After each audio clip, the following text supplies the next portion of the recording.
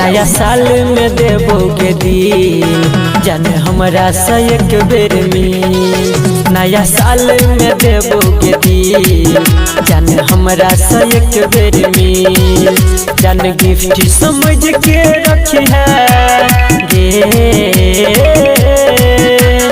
Gift समझ के रखी है कनी बात पे करेंगे फील। नया साल में देबोगे दिल जाने हमरा से एक बेर मिल। नया साल में देबोगे दिल जाने हमरा से एक बेर मिल। नया साल में कंचन इब्राहिमपुर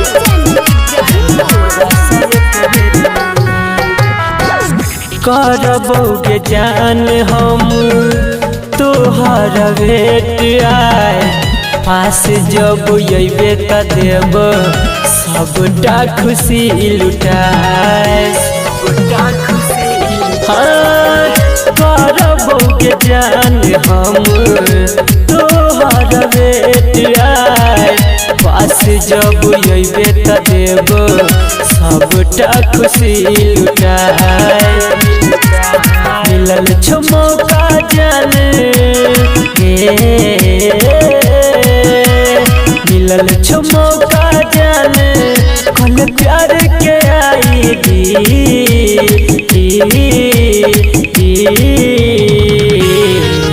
नया साल में देबोगे दिल जाने हमरा से एक बेर मिल।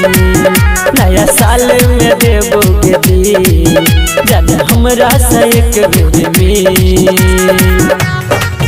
नया साल में देबोगे दिल कंचन इब्राहिमपुर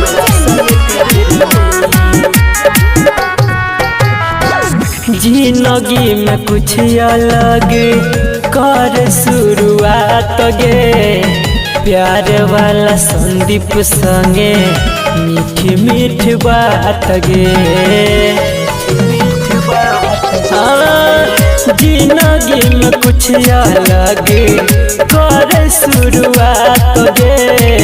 प्यार वाला संदीप संगे मीठी मीठी बात गे। राइटर विकेश के जान गे, राइटर विकेश के जान कनी बात पे करेंगे